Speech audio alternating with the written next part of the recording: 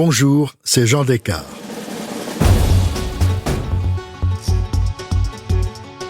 Aujourd'hui, je vous propose de découvrir une série d'été inédite, imaginée par ma consoeur Laure d'Autriche. Je suis sûr que vous allez aimer. Bienvenue dans cette série spéciale de Au cœur de l'histoire, dédiée aux liens surprenants entre la musique et le pouvoir. Dans cet épisode, je vous emmène en Angleterre à la fin du 19e siècle, à la découverte d'une compositrice méconnue qui s'est engagée pour les droits des femmes, Ethel Smyth. Son talent surpasse de loin sa renommée. Auteure de 6 opéras, elle est une pionnière à bien des égards. Elle est la première femme à voir l'une de ses œuvres jouée au Metropolitan Opera de New York. C'est aussi une femme indépendante, tenace, engagée en politique, qui s'est battue pour que les femmes anglaises puissent obtenir le droit de vote, avec la ferme volonté de mener de front engagement politique et carrière musicale.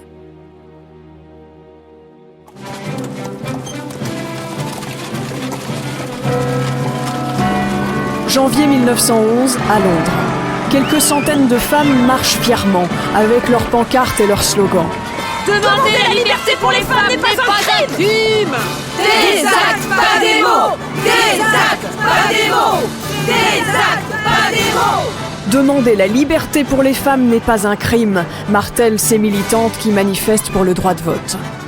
Ce jour-là, ces femmes chantent un air qui est devenu le chant de la révolte, leur cri de rassemblement dans les cortèges, la marche des femmes. Celle qui a composé cet hymne, c'est Ethel Smyth, une femme d'une 50aine d'années qui déambule dans les rues avec ses camarades. Demander la liberté pour les femmes n'est pas un crime. Shout, shout, oh, with your song, cry with the wind, for the dawn is breaking. March, march, sweep you along, white rose our banner and hope is waking. Song with its story, dreams with their glory, though they come and glad is their birth. Loud and louder it swells, thunder of freedom, the voice of the Lord. Ethel Smyth a rejoint le mouvement un an plus tôt, au sein de l'Union sociale et politique des femmes, une organisation féministe. Mais elle veut faire plus. Alors elle promet de mettre entre parenthèses sa carrière et de consacrer les 2 prochaines années de sa vie à la cause des femmes. Elle rejoint les suffragettes. C'est ainsi qu'on les appelle. L'organisation, fondée par Emmeline Pankhurst 7 ans plus tôt, en 1903, prône des actions plus radicales. Les suffragettes se démarquent des mouvements existants par leur utilisation plus prononcée de la provocation et des grèves de la faim. Elles luttent pour obtenir le droit de vote et sont prêtes à risquer leur vie pour obtenir l'égalité entre hommes et femmes. Les femmes compositrices sont à cette époque très peu nombreuses. Ethel Smyth est née dans une famille bourgeoise au milieu du 19e siècle, le 22 avril 1858. Elle est la 4e d'une famille de 8 enfants. Initiée à la musique par sa gouvernante, elle apprend le piano et compose des chants dès l'âge de 10 ans, sans vraiment être prise au sérieux. À cause d'une blessure à la main, elle ne pourra jamais devenir pianiste professionnelle. À 12 ans, elle le sait, elle le sent, elle sera compositrice. Elle étudie d'ailleurs la composition contre l'avis de son père, général d'artillerie dans l'armée britannique. Pas question de se laisser dicter sa conduite. À 19 ans, Ethel Smyth a bien l'intention de quitter l'Angleterre, discrètement, déguisée en homme, pour se rendre en Allemagne étudier. Et elle n'a pas peur d'affronter son propre père, comme elle le raconte scrupuleusement dans ses mémoires. Après une période de vains efforts pour vaincre sa résistance, devenue tellement radicale qu'il n'était plus possible d'aborder le sujet du tout, j'ai décidé d'adopter délibérément les méthodes utilisées des années plus tard pendant la guerre par d'autres femmes qui, après avoir fait l'expérience de tous les préjugés masculins, pensaient que c'était alors la seule voie possible vers la victoire. J'étais déterminée à leur rendre la vie si insupportable à la maison que mes parents seraient obligés de me laisser partir. Je dis « mes parents », mais là encore, je sentais que, quoi que ma mère puisse dire en public, elle était secrètement avec moi.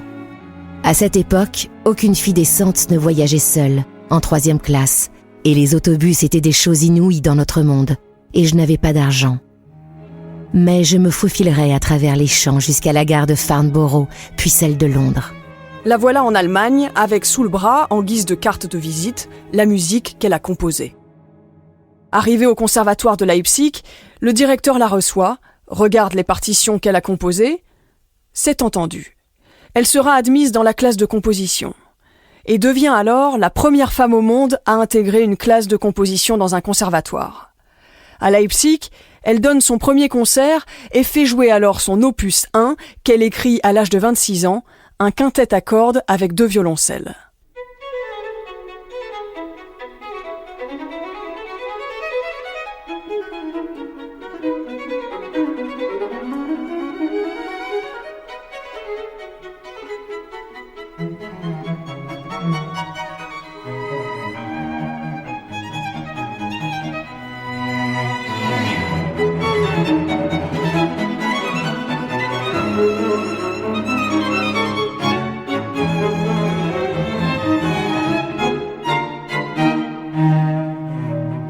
Pendant les 10 années qu'elle passe en Allemagne, elle crée et rencontre les plus grands musiciens de son temps. Clara Schumann, brillante pianiste et compositrice, Gustav Mahler, mais aussi Johannes Brahms, qui la taquine parce qu'elle ne connaît pas le contrepoint. Mais Ethel Smyth apprend vite, très vite, et sa musique prend de l'épaisseur. L'influence de Brahms se fait sentir dans la Messe en Ré, une des œuvres majeures d'Ethel Smyth, notamment dans la forte présence du chœur, même si elle développe une vision personnelle de ce que doit être un office d'église. Sa messe frappe par son énergie, sa dramaturgie, cette atmosphère mêlée d'inquiétude et de ferveur.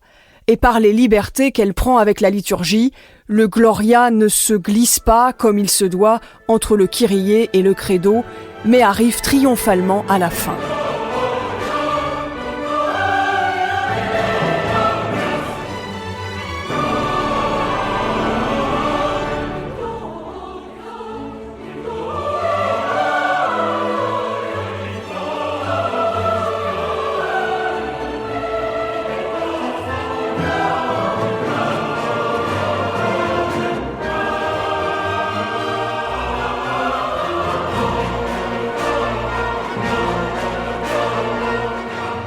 Il y en a un autre qui encourage la jeune Ethel à suivre sa voie. C'est l'immense compositeur russe Tchaïkovski, qui s'exprime à son sujet dans ses mémoires. Monsieur Tchaïkovski, encore une photo s'il vous plaît. Et que pensez-vous d'Ethel Smyth ? Mademoiselle Smyth est l'une des quelques compositrices qui comptent parmi les personnes qui travaillent dans le domaine de la musique. Elle a composé plusieurs œuvres intéressantes, dont j'ai entendu la meilleure, une sonate pour violon, extrêmement bien jouée par la compositrice elle-même. Elle a donné la promesse pour l'avenir d'une sérieuse et talentueuse carrière.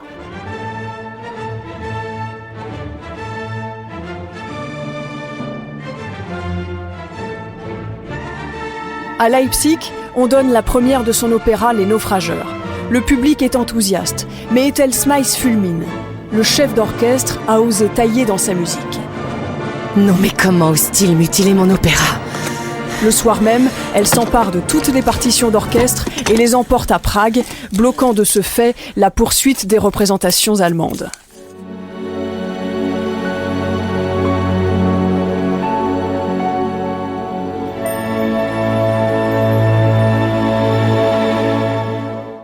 Au même moment, des critiques reviennent aux oreilles de la compositrice. Toujours les mêmes critiques, lancinantes. Ses compositions sont trop masculines pour une femme. Et son style, entre post-romantisme et modernité, n'est pas du tout ce qu'on attend d'une femme. Mais écrire de la musique de salon, très peu pour elle.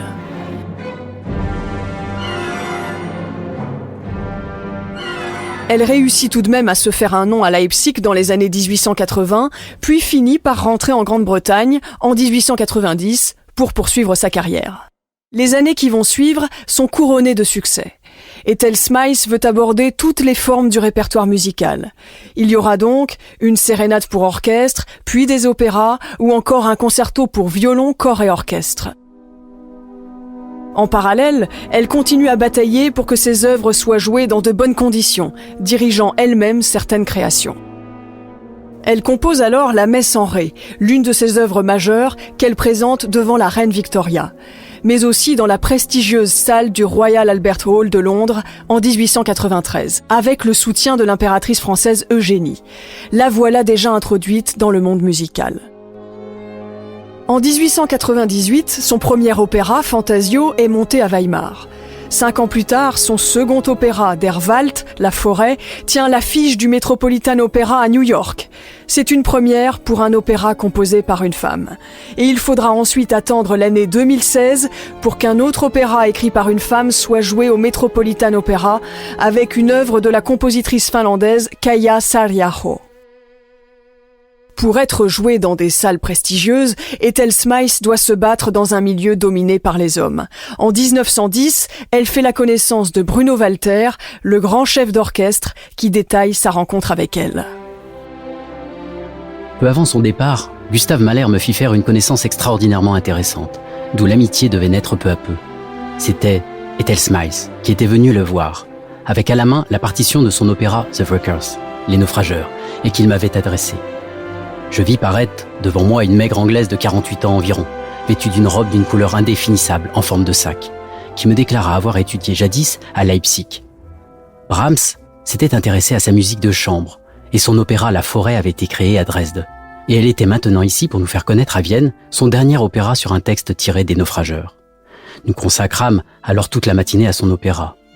Et quand nous nous quittâmes, j'étais tout à fait sous le charme de ce que j'avais entendu, et de sa personne. Ethel Smyth avait une âme de feu. La flamme en elle brûlait sans interruption, qu'elle composa, qu'elle écrivit, qu'elle fit de l'agitation en qualité de suffragette, qu'elle dirigea un orchestre dans une sorte de kimono, ou qu'elle conversa simplement. Mais dans l'Angleterre du début du XXe siècle, des voix discordantes se font de plus en plus entendre. Depuis la création de l'Union sociale et politique en 1903, les suffragettes multiplient les actions. Elles s'immiscent aussi dans les réunions des partis politiques officiels, crient des slogans féministes et finissent souvent par choisir d'aller en prison au lieu de payer l'amende qui est exigée. Les suffragettes combattent les hommes qui représentent selon elles le symbole de la suprématie. Elles s'attaquent par exemple à un terrain de golf réservé aux hommes, elles détruisent aussi les vitres des bourgeois londoniens. C'est en 1910 qu'Ethel Smyth rejoint le mouvement après que 2 de ses amis lui ont fait découvrir l'organisation féministe. Dans la vie, Ethel Smyth ne ressemble pas aux autres femmes. Elle joue au golf, elle chasse, elle fait aussi du vélo, activité scandaleuse pour une femme à l'époque. Elle ne cache pas non plus son attirance pour les femmes. Et elle tombe sous le charme d'Emmeline Pankhurst, la responsable du mouvement des suffragettes, qu'elle accompagne à des rassemblements.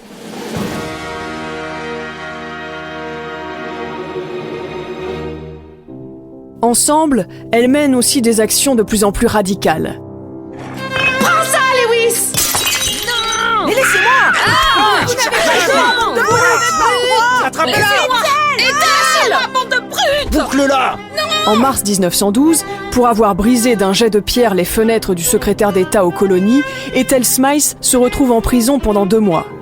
Elle y prend le thé avec Emmeline Pankhurst, incarcérée dans la cellule voisine. L'un de ses amis, le chef d'orchestre Thomas Beecham, est assez surpris de ce qu'il voit alors en rendant visite à Ethel Smyth à la prison d'Holloway. Quand je suis arrivé dans la cour principale de la prison, le gardien était pris d'un fou rire. Il m'a dit « Entrez dans le quadrilatère ». Il y avait une 12aine de dames marchant de long en large et chantant fort leur chant de guerre.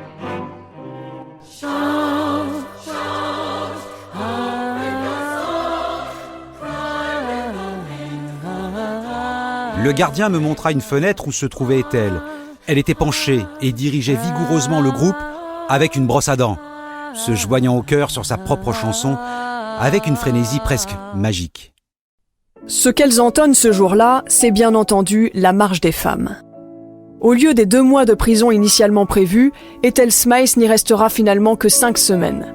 Elle est à nouveau arrêtée 3 mois plus tard. On vient la chercher chez elle. On l'accuse d'avoir participé à un complot visant à mettre le feu à la maison d'une figure importante du Parti libéral britannique. Mais Ethel Smyth est relâchée avec les excuses du magistrat, car un témoin n'a pas pu l'identifier clairement. Furieuse de son emprisonnement illicite, elle publie une lettre dans la presse nationale.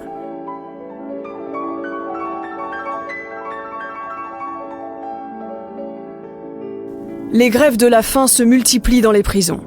Les suffragettes sont alimentées de force par des sondes nasales. Mais la pratique, dont les douleurs et les séquelles sont dénoncées par les suffragettes, a mauvaise presse.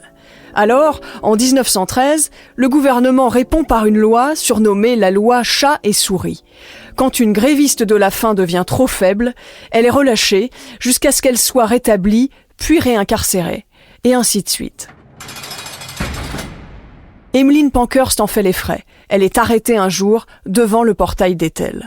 Après 2 ans de militantisme, la parenthèse prend fin et comme promis, Ethel Smiles reprend sa carrière musicale. Elle part en Égypte où elle compose son opéra Le second du maître d'équipage, souvent considéré comme son œuvre la plus féministe. L'ouverture de son opéra fait entendre l'air qu'elle avait composé pour sa Marche des femmes 3 ans plus tôt.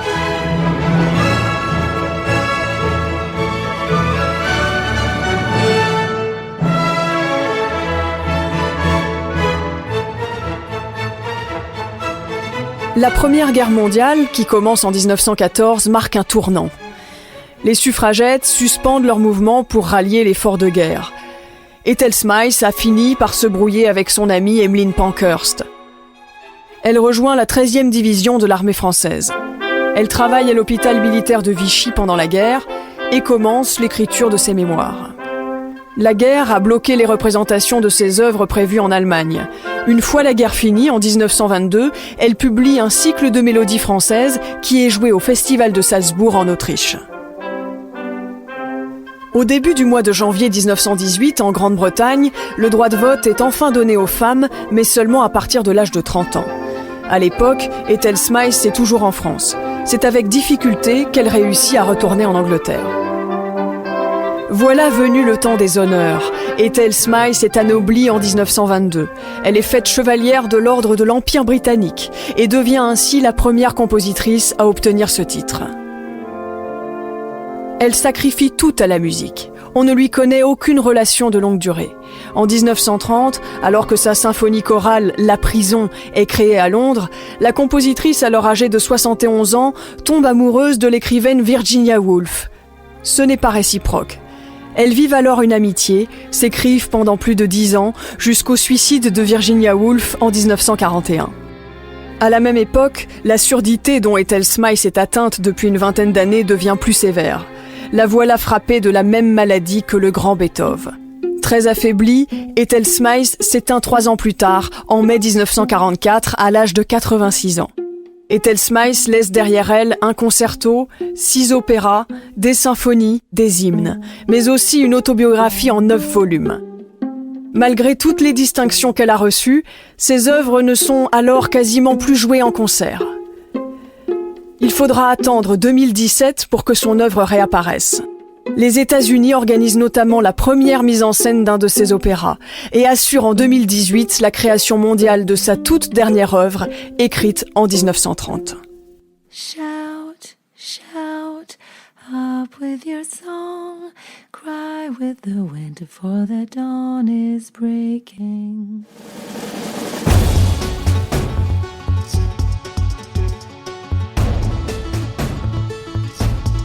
Si cette plongée dans l'histoire et la musique vous a plu, n'hésitez pas à en parler autour de vous et à me laisser vos commentaires. Dans le dernier épisode de cette série, je vous raconterai comment Jean-Sébastien Bach s'est mis au service de l'Église luthérienne. Les musiciens face au pouvoir est une série spéciale d'Au cœur de l'histoire, écrite et racontée par Laure d'Autriche, produite par Europe 1 Studio avec Adèle Ponticelli et réalisée par Sébastien Guidis. Recherche musicale, Benoît Valentin. Pour ne rater aucun épisode, abonnez-vous sur Apple Podcasts ou vos plateformes habituelles d'écoute.